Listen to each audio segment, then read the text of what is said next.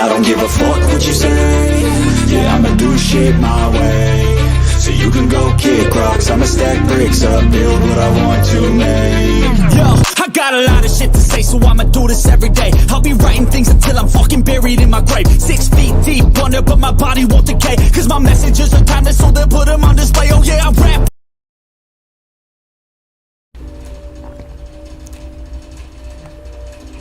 The views and opinions expressed by the host and the guests are solely their individual opinions and does not reflect the opinions of the CannaShame Network. TrueLeaf tumbling today after reporting an earnings miss for its latest quarter. The company, though, did post record revenue for the year, coming in at more than $1.2 billion in 2022. That's a 32% increase from the prior year. $1.2 billion made by a company. Why is the focus so focused on money? Why are we so focused on money when it comes to cannabis? While so many people are incarcerated for the same plant, that these companies that are coming in to take over the different markets in your local community to brag about making billions of dollars. We need to make this make sense. Let's find out what social equity programs that they have for real. Not saying that they don't have some people that they're highlighting, but really and truly, who's behind the scenes? Who are the people that they really are supporting? I don't know. These are just the questions that I have. Another question that I do have is, what are they doing about those who are incarcerated because of this plant? Are their beliefs more so in making profit off of this plant, while so many others are locked up because of this plant? Not only they're locked up because of this plant, once they are released back to society, they are still blocked from entering the market. It's just like they continue to put up stumbling blocks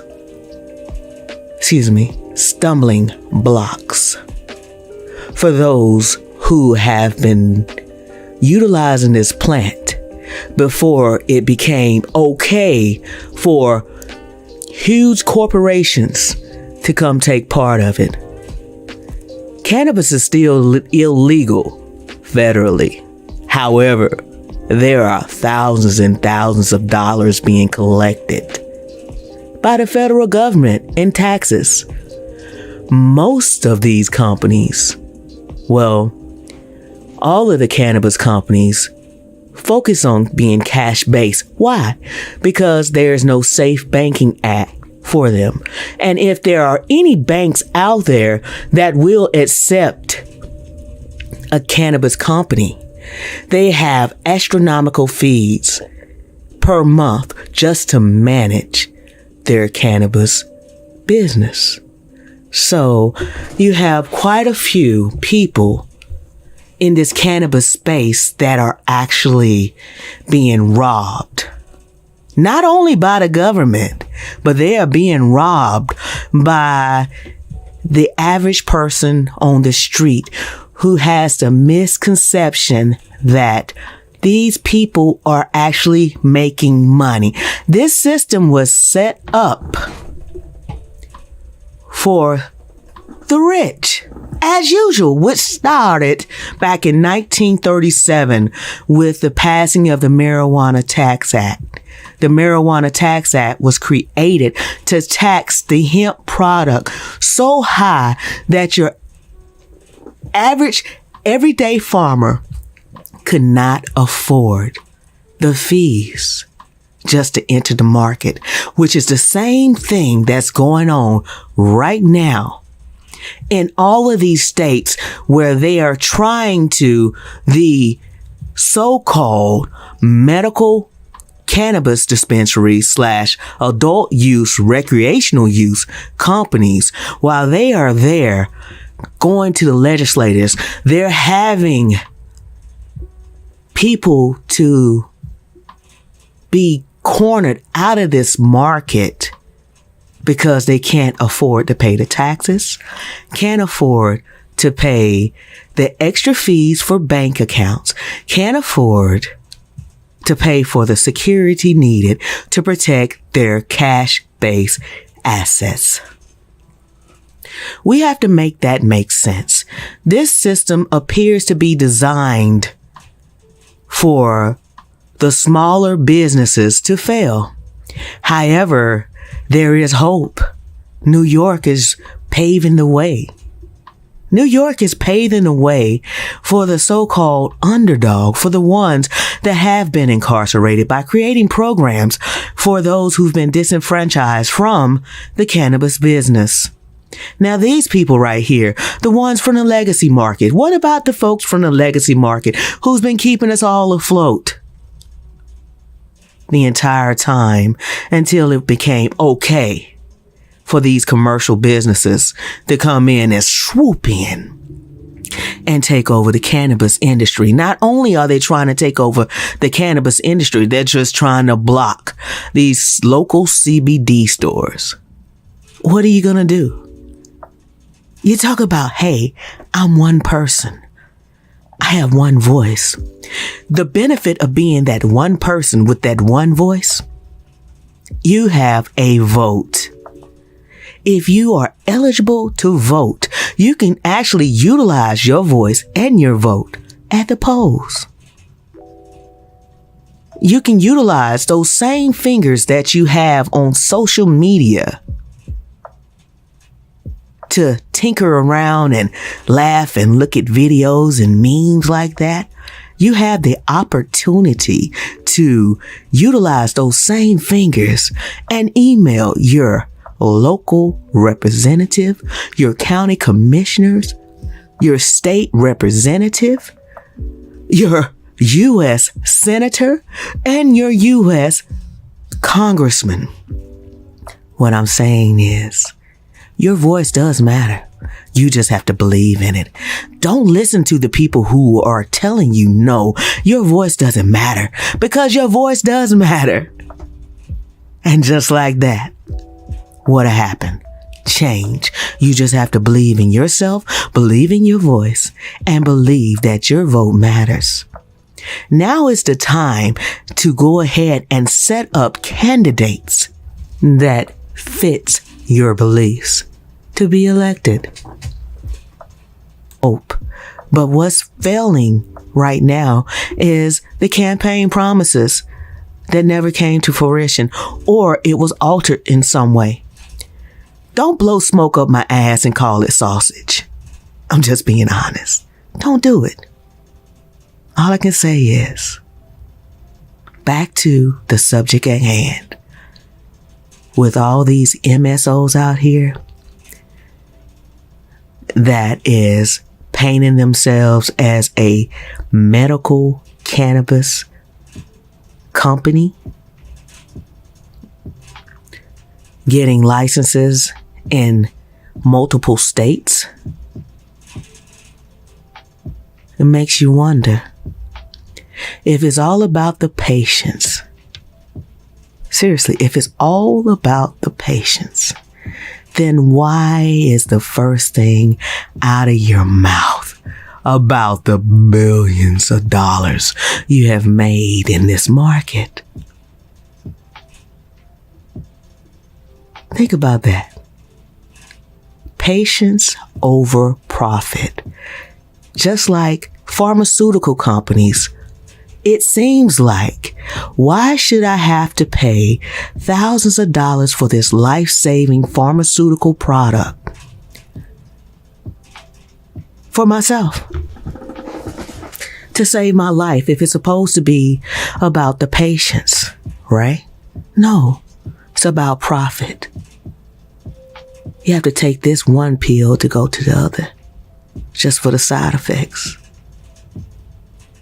But think about this. y'all so-called MSOs. Well, not so-called, y'all MSOs that's taking over. Think about this. Think about the patience. We know that you're big and powerful. We know that you have the money. We know that you can shut down any CBD store and stuff like that. We know that you can. But why would you if it's supposed to be about the patience?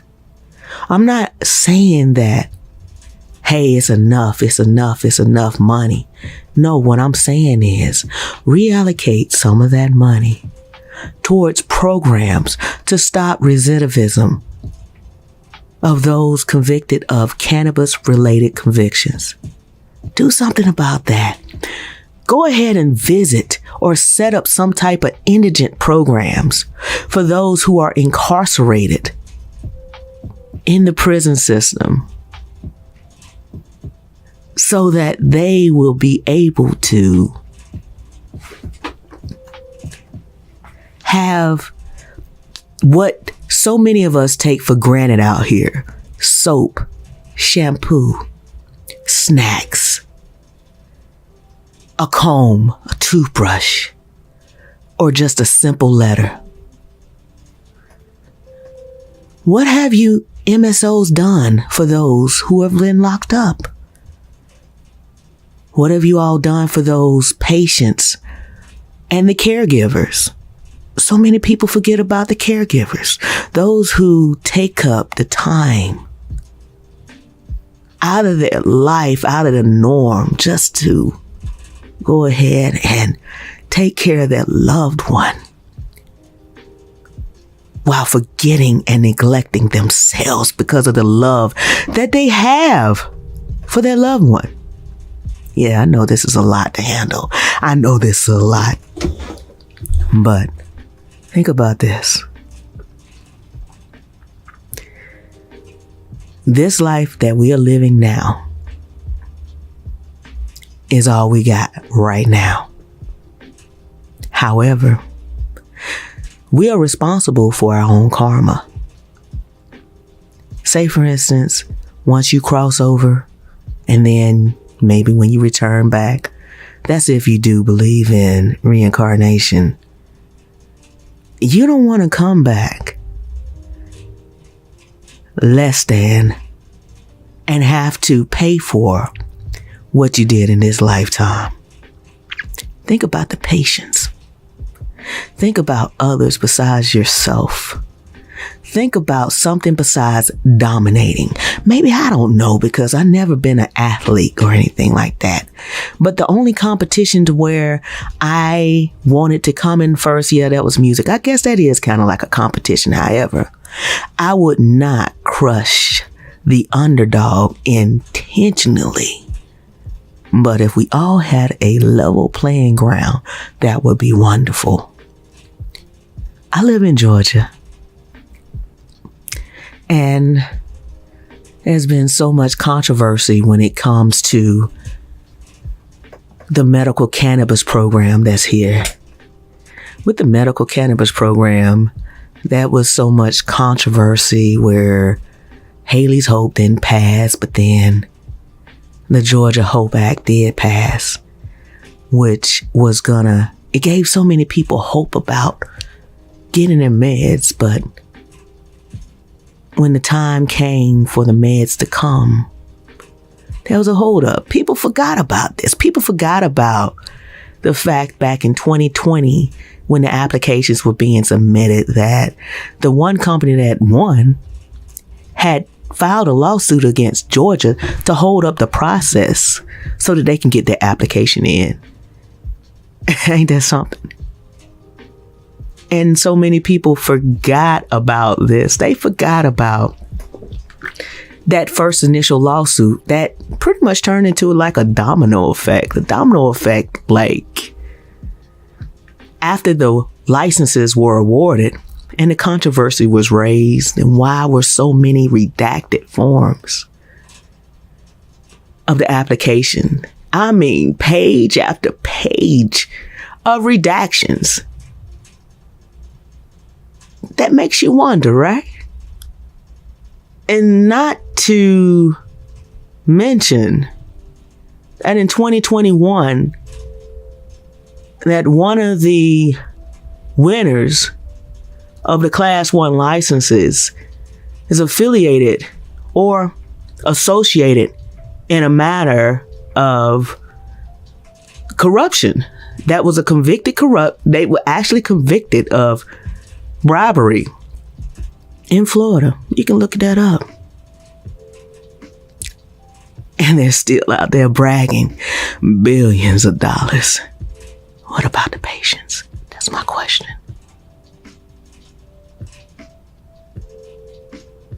So, the moral of the story is we all are responsible for our own karma.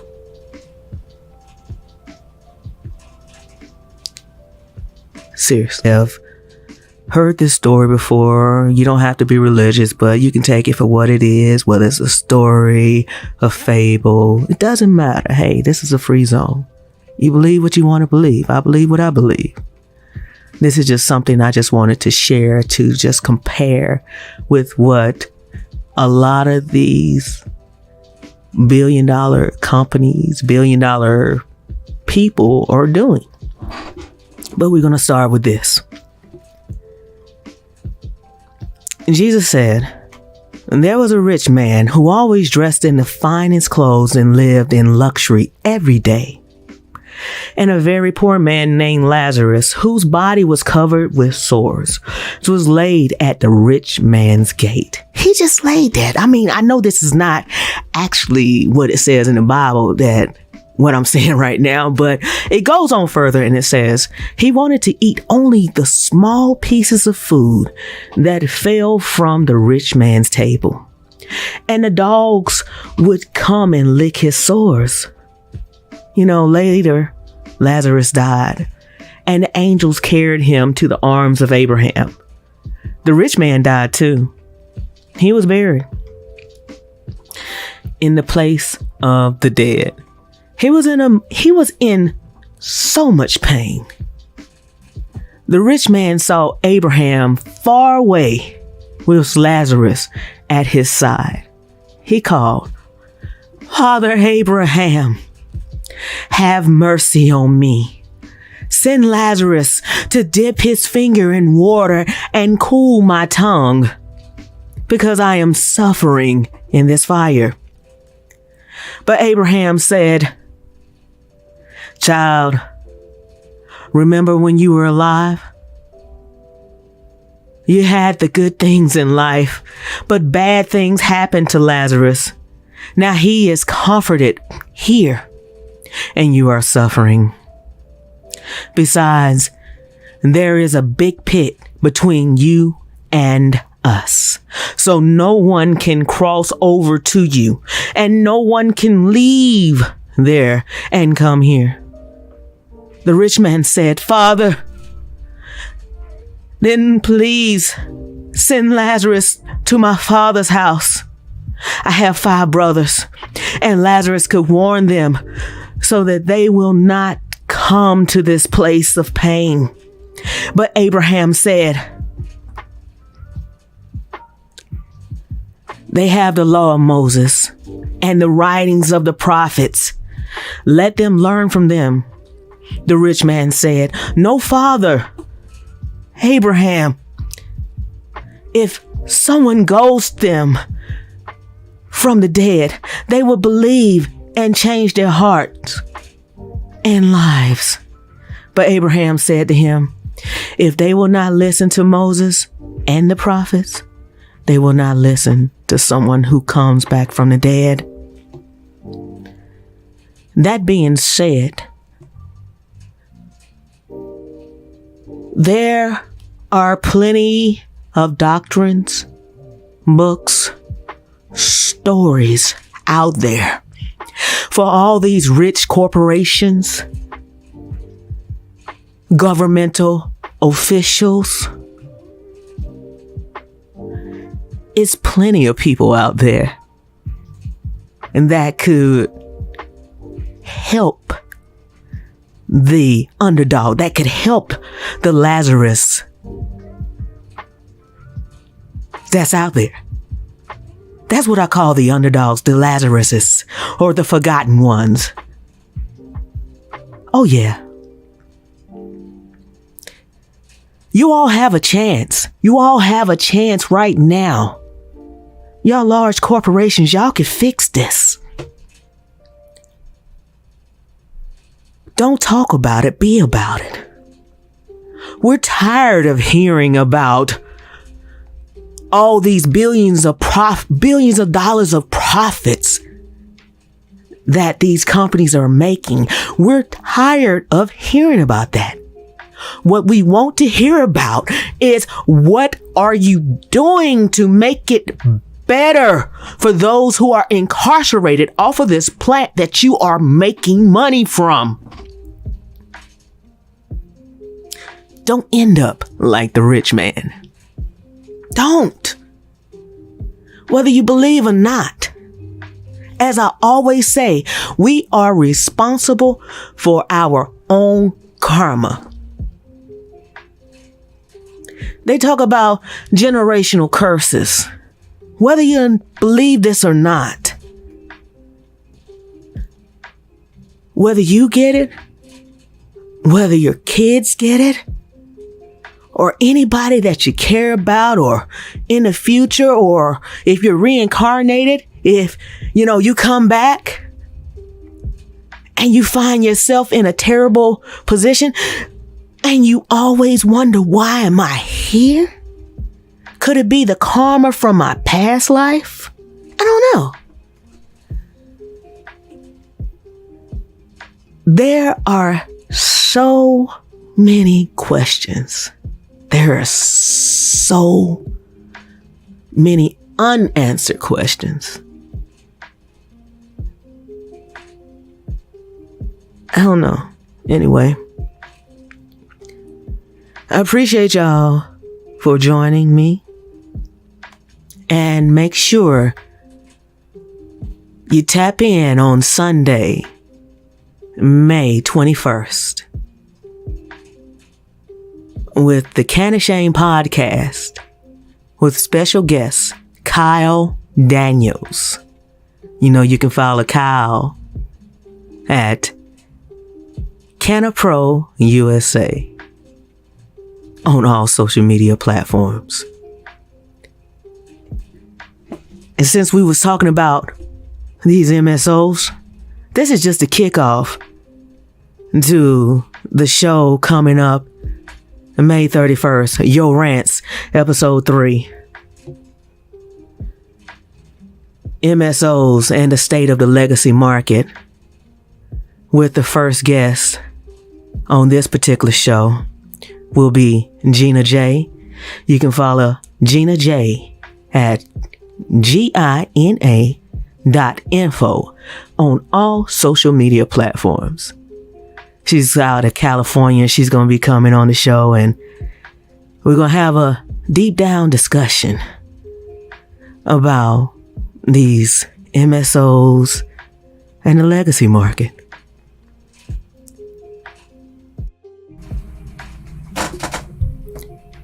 Be sure to like, share, and subscribe to the CannaShame Network using @CannaShame.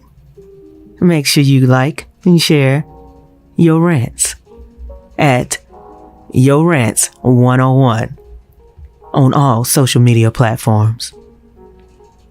Thank you for joining us today. And remember this: nobody's perfect, but try to do the best that you can. That we are responsible for our own karma. So go ahead and just go be kind to somebody. Take care. Talk to you soon.